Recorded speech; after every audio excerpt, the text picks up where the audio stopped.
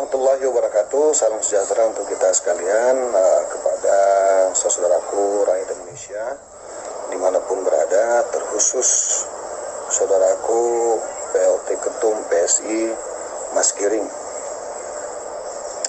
Belakangan ini saya mendengar juga membaca di beberapa pemberitaan online khususnya terkait statement dari PLT Ketum Giring, ya, sekiranya juga merupakan statement resmi dari Partai Solidaritas Indonesia sekaitan rencana pelaksanaan kegiatan Formula E di Jakarta.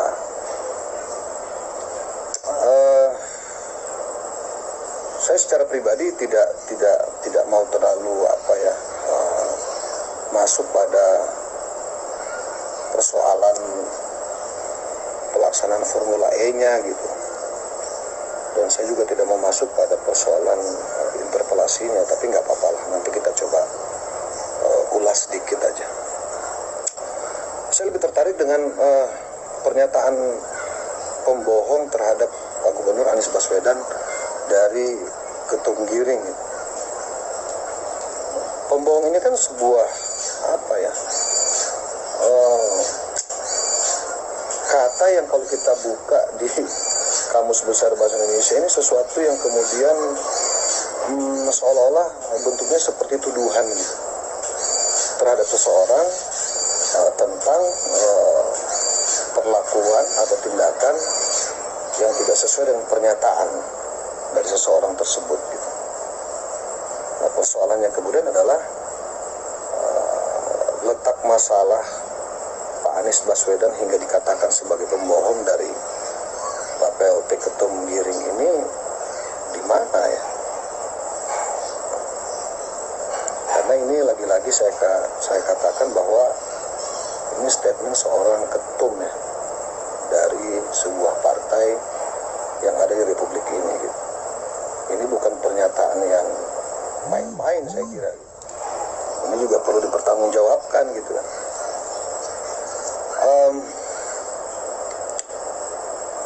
Kalau kita masuk pada tataran fungsi daripada pemerintah,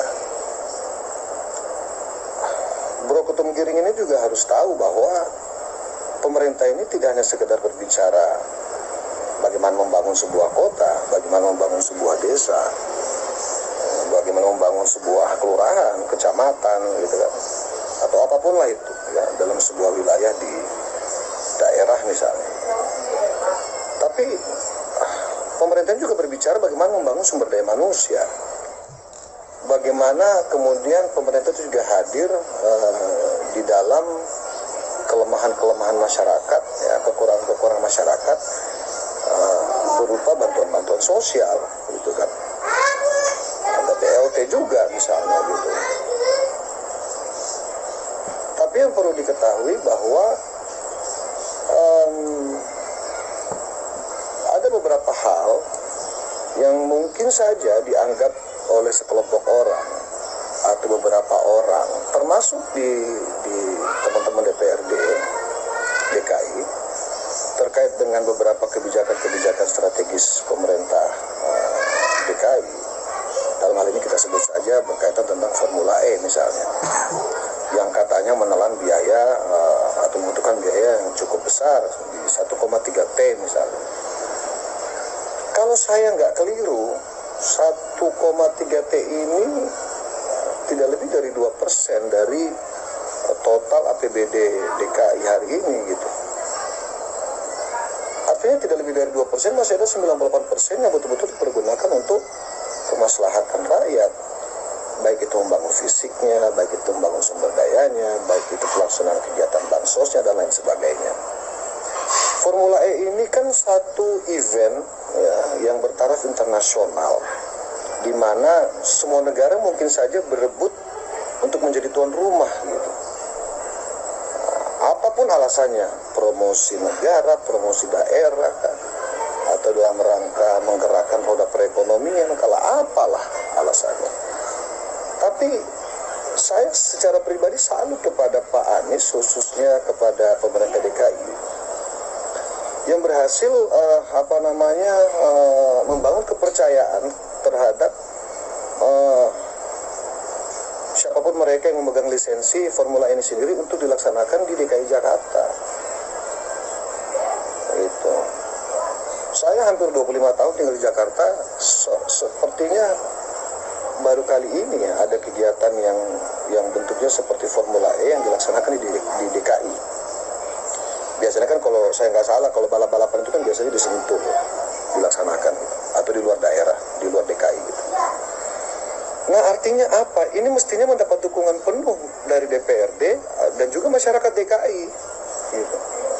Karena membangun kepercayaan dunia terhadap suatu negara itu tidak mudah, tidak gampang. Apakah perlu biaya yang besar? Jelas, pasti butuh biaya yang besar gitu. Saya sempat juga baca katanya, mudah-mudahan saya tidak keliru ya, mohon maaf gitu. Ini juga akan membawa dampak ekonomi yang luar biasa terhadap masyarakat DKI Jakarta khususnya yang bergerak di di UMKM misalnya gitu loh. Ya kan, termasuk pendapatan retribusi kita nanti misalnya dari sisi transportasi dan lain sebagainya gitu. Saya kira ini sangat positif ya, yang mestinya disambut baik oleh DPRD DKI. Dan yang kedua,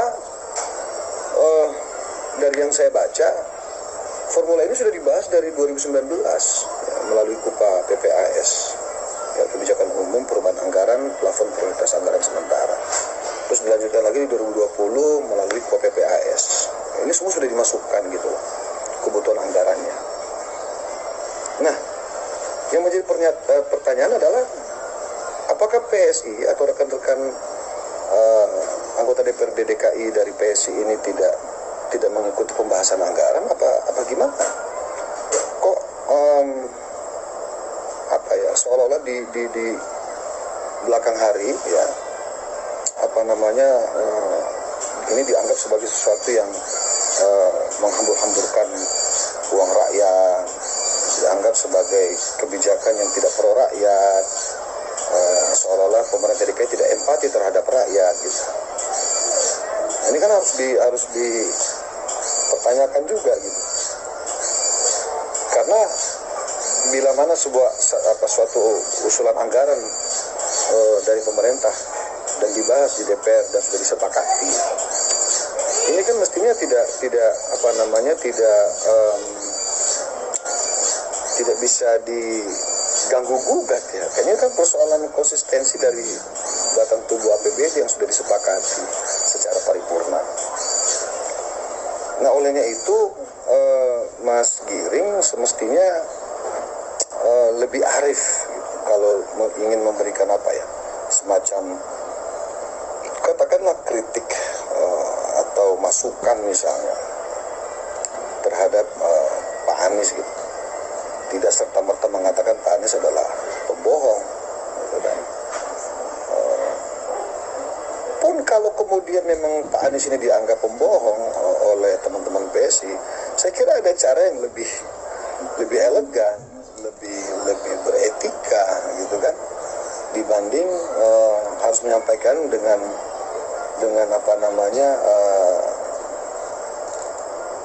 cara-cara yang sekarang saya kira bisa kita lihat di banyak media gitu. Saya yakin sekali bahwa Pak Anies ya, dengan segala pertimbangan ya, dengan segala pemikiran sudah betul-betul mengetahui alasan dan juga dampak dari pelaksanaan Formula E yang insya Allah akan dilaksanakan tahun depan di DKI. Dan saya juga yakin betul sesungguhnya jauh dari lubuk hati paling dalam teman-teman PSI sebenarnya menyetujui dengan kegiatan ini. Cuman memang mohon maaf, kalau boleh saya katakan, ini kan seolah-olah COVID-19 ini menjadi kambing hitam bahwa ini belum tepat waktunya misalnya pelaksanaan, ini belum saatnya misalnya, mungkin nanti. Tapi kan saya kira kita juga tidak boleh pesimis. Kan banyak sekali jurnal-jurnal di beberapa media ya, banyak sekali tulisan-tulisan terkait COVID juga, di mana kita ini tidak boleh kalah dengan COVID gitu. Kita ini harus berjuang, harus optimis. Kalau nanti memang ternyata akhirnya adalah kita harus berdampingan dengan COVID, ya pemerintah sudah dengan segala cara akan mencari jalan keluar gitu. Nah, sehingga Formula E ini juga pelaksanaannya adalah bentuk optimistis dari pemerintah DKI gitu kan, bahwa Jakarta ini COVID-nya sudah bisa dikendalikan gitu loh. Artinya pemerintah DKI menjamin bahwa pelaksanaan kegiatan ini akan aman dari dari hal-hal yang kemudian kita tidak harapkan, misalnya terjadi klaster baru dan lain sebagainya. Yaitu pemerintah DKI juga harus memberikan jaminan itu, khususnya kepada tamu-tamu kita, wisatawan luar negeri yang akan datang melihat langsung kegiatan Formula ini sendiri gitu. Jadi memang semuanya pasti sudah dipertimbangkan. Nah, olehnya itu kalau boleh memberikan saran gitu, hari ini setiap kita warga negara, khususnya warga DKI, sekaitan dengan Formula ini sendiri, kita harus betul-betul membangun rasa optimis kita bahwa Indonesia ini harus bisa kembali hidup secara normal, gitu kan? Bisa kembali hidup seperti sedia kala, di mana sebelum COVID ini datang. Gitu. Nah, sehingga strategi-strategi dari pemerintah, khususnya DKI, tentang pelaksanaan kegiatan ini, Formula ini adalah bentuk optimistis daripada kita semua, agar supaya kepercayaan publik, kepercayaan dunia terhadap Indonesia yang hari ini dianggap mampu ya berprestasi dalam rangka mengendalikan COVID, ini kan luar biasa gitu. Oleh itu semoga teman-teman PSI gitu, dan juga pemerintah DKI dan juga teman-teman DPR DKI bisa bersatu padu, bisa duduk rembuk untuk membahas kira-kira bagaimana pola pengamanan dari pelaksanaan ini sendiri, termasuk dari COVID-19. Jadi sekali lagi saya mohon maaf kepada Ketum Giring, ini tidak bermaksud untuk menggurui, tidak bermaksud untuk seolah-olah saya lebih tahu. Ini hanya pendapat saya pribadi saja. Semoga bisa bermanfaat bagi kita semua gitu loh. Dan kepada Pak Anies Baswedan, teruslah bekerja, teruslah bergerak. Indonesia butuh pemimpin yang berani. Pemimpin yang berani mengambil peran, pemimpin yang berani mengambil tempat dalam rangka memberikan rasa aman, rasa nyaman, dan juga rasa sayang kepada warganya. Saya Sigit Purnomo Said.